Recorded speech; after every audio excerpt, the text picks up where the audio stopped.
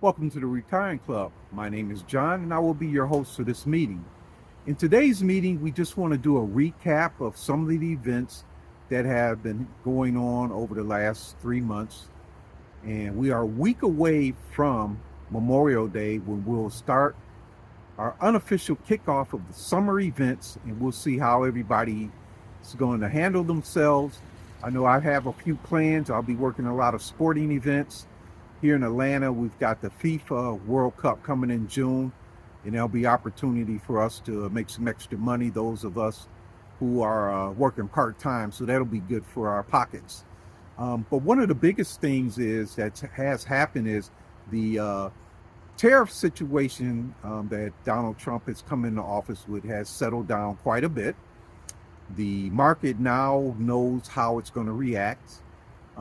Everybody has come to the table, so if he has to go heavy-handed again, I doubt if it affects the market as it did earlier in February through the early part of May. So for those weeks, right after once we got into May, we really lost about 10% on the S&P 500.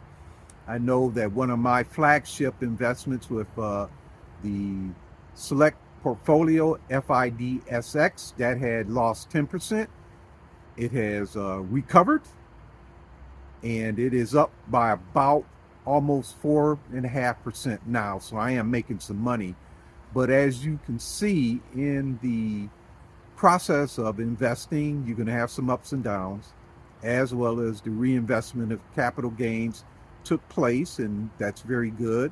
And the market goes down and your dollar cost averaging. All these things that we talked about in the Retiring Club have taken place over the last couple of months, starting in February till today.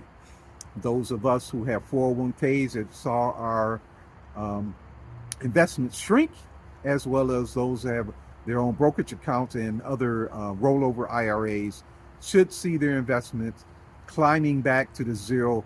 And as we head into the rest of the year, as long as nothing bad happens, we should see the growth in our investments. So that's a good thing. And that's one of the things that we have to do as regular investors, is to keep our eye out on how our investments are doing. I know that I've shed a few over the last year or so, and I've also taken advantage of some gains, which I'm actually monitoring my investments now. I want to increase my fixed income because my magic number in retirement is the minimum I can do is 15,000. That's with the mortgage paid off.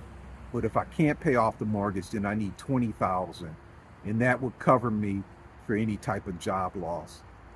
At 63 years old, I got the 59.5 rule going in my favor, where I don't have to pay any taxes. And mentioning taxes, there is a bill that they're trying to push through.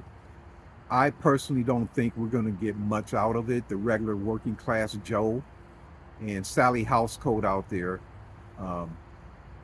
the best thing we can hope for is that they renew his jobs and tax breaks that sunsets here in another year, and keep those rates the same, as well as the corporate tax rate the same.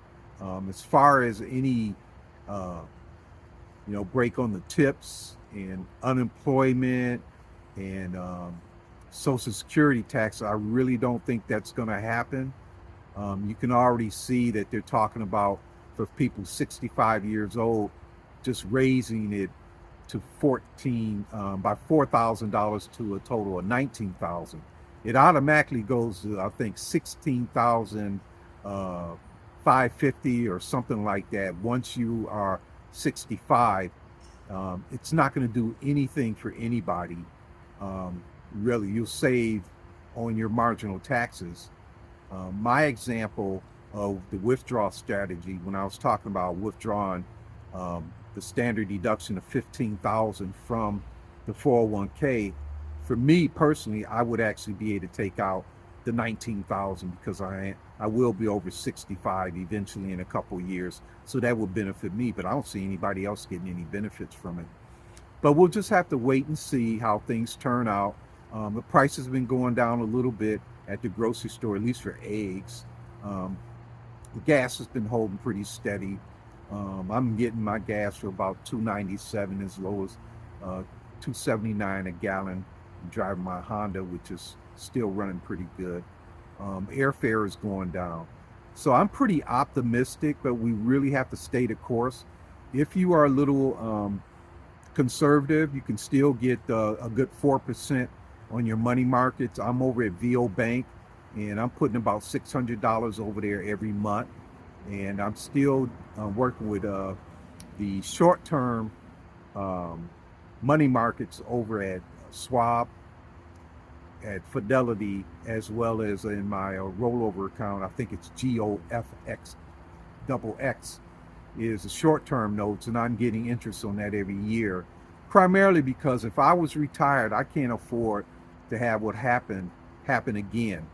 I need to make sure I hit that money, and I'm tracking that as well. Once I hit a certain threshold, I can stop putting money in the fixed income and I can go back to equities because I have something to draw on.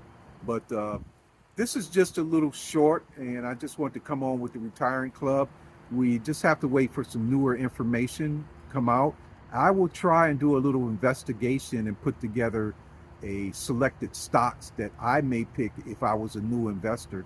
But other than that, just keep your money going into your investment accounts. If you're a little tight on money and you're single, you can switch your deductions to head of household. You can't claim it as a head of household, but what it will do is it will give you more money in your in your paycheck every month versus being single. You may owe a little bit or you may get less back, but that should help you out. And then there's plenty of good part-time jobs out here. Concert season starting up. They're always looking for people to work the gates, food and beverages. If you got a license to pour beer and stuff, you can do that and bring yourself some extra money in. So I just wanted to come on and give us a little something to look forward to, and I wish you all a happy Memorial Day. As you can see, the pool is just about ready.